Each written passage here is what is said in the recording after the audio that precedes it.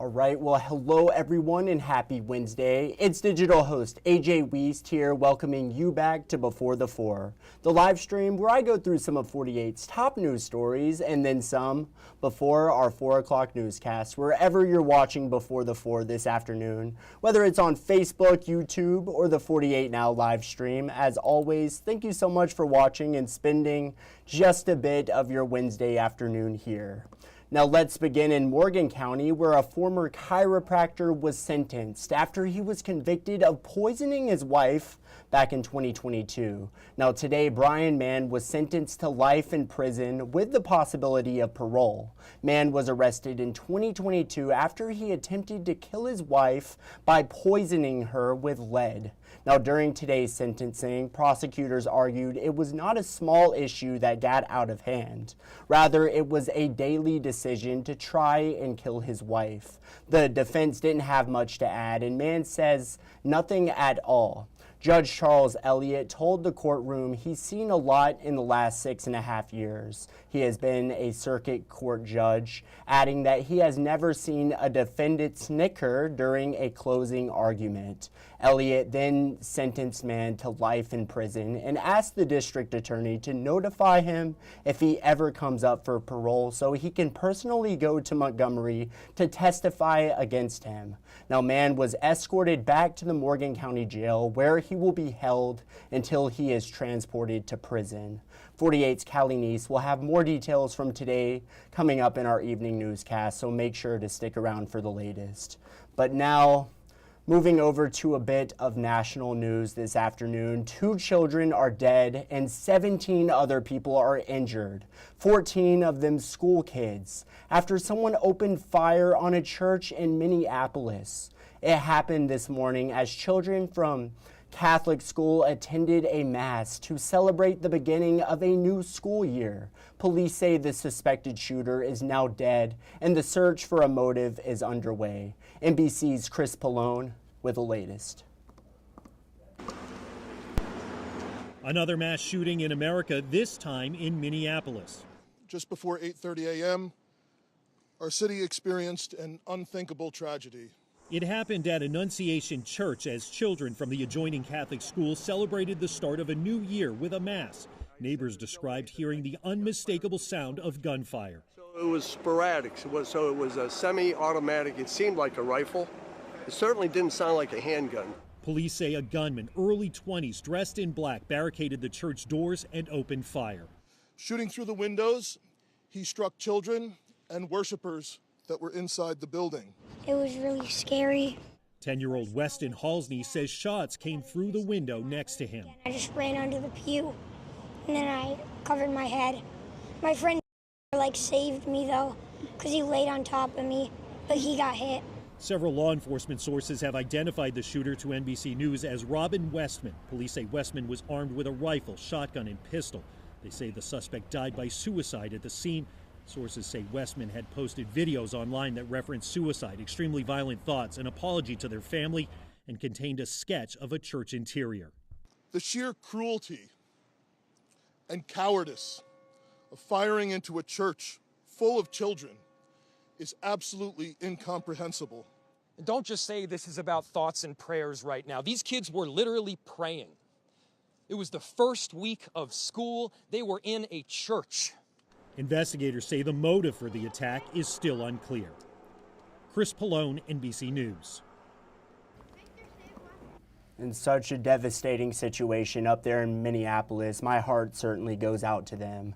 But now a story in case you missed it. New details have been revealed in the Huntsville pastor case. Mike McDougal, he's the man accused of taking advantage of women in need. 48's Nick Ballinger attended his preliminary hearing yesterday, where a Madison County District Court judge threw out 3 of 4 felony charges against McDougal. Nick Ballinger with those new details. Mike, any thoughts? Yes, sir.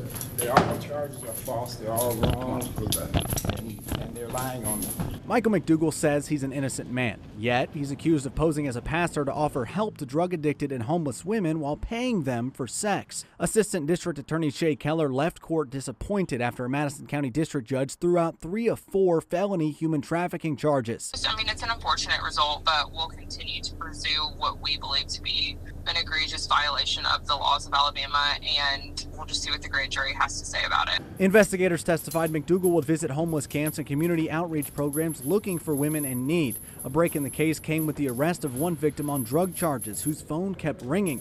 She told investigators it was, quote, Pastor Mike looking to have sex again. After McDougal agreed to meet her for sex, that's when police arrested him and found 3 more victims in his phone. All 3 women with drug addictions. They told investigators McDougal would tell them he would turn their life around, offer to go to church, and ask them to have sex for $40 or drugs. They say he even bailed one woman out of jail when she asked how she would pay him back. He said, quote, with your body. All 4 women told investigators Pastor Mike is known in the jail as someone who can get you out. Pastor Mike tells me he didn't take advantage of them. They took advantage of him. How did they take advantage of you? Because they took my kindness for weakness, and they've palmed up a bunch of charges on me saying I did this, that, and the other, which I really didn't. What was your goal when talking to these women and offering them money for sex and bailing them out of jail? That was not my goal. That was not your goal? What was your goal? That's not my goal. My goal is to help people. McDougal's attorney argued that there was no evidence of McDougal doing this other than the testimony of drug-addicted women. The judge ruled the evidence she heard sounded more like prostitution and not human trafficking, which requires deception or coercion. In my opinion, that is not a transaction on equal footing. Prostitution is, I do a sex act for you, you give me X amount of dollars, I get what I want, and you get what you want. That's not what this was. And that was Nick Ballinger there with the 48 exclusive. But now we're going to head to break. But coming up, TVA is buying power to help fuel a Jackson County Google data center. We'll talk about it in 1 minute.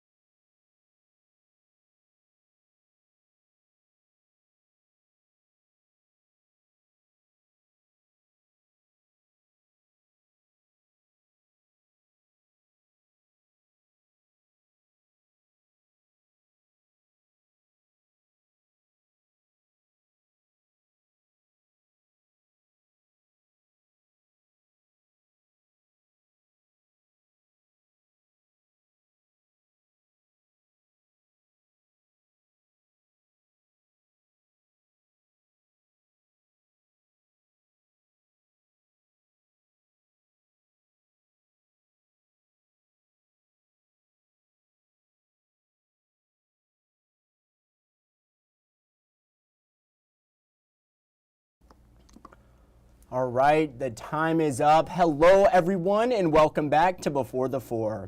Now, the Tennessee Valley Authority is buying power from a nuclear plant to fuel a Google data center in Jackson County. Sarah Grace Kennedy has the details. We are seeing tremendous growth all across our region in terms of population and also advanced manufacturing and onshoring of manufacturing. So that's driving up power loads. The Tennessee Valley Authority recently made a purchasing agreement with an advanced nuclear plant in Oak Ridge, Tennessee called Kairos Power. This deal will deliver up to 50 megawatts of energy to the TVA grid. Some of that energy will help power the existing Google data center near Bridgeport. Right now, we have about 11,000 megawatts of requests from just data centers and tech companies alone. And that would be about a third of our system. So we have to keep building to stay ahead. Scott Fiedler with the TVA tells me they are actually the first utility company in the country to buy power from this type of advanced nuclear reactor. We envision a lot of fast followers to come in following this. So being the first, somebody has to be the first, but you're always going to see those followers coming in, and TVA is ready. This agreement will also allow Google to receive renewable energy credits to offset their carbon footprint in North Alabama and Tennessee. Nathan Lee with the Jackson County Economic Development Authority says it's possible that other data centers could make their way to Jackson County to be a part of this deal. Jackson County is open for business. We would hope that other data centers want to come here. But any given time, there's 200 to 250 people at the Google site working. So anytime we have quality workers or quality companies that provide workers for Jackson County, that's a big deal.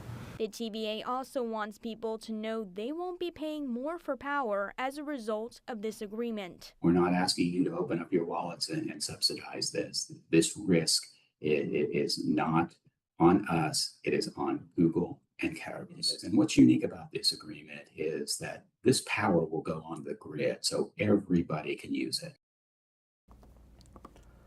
Some pretty exciting stuff there in Jackson County. That was Sarah Grace Kennedy. But now let's head into the stories you're just not going to want to miss coming up in our evening newscasts. Details on third graders here in the Yellowhammer State and why many of them will have to repeat the grade.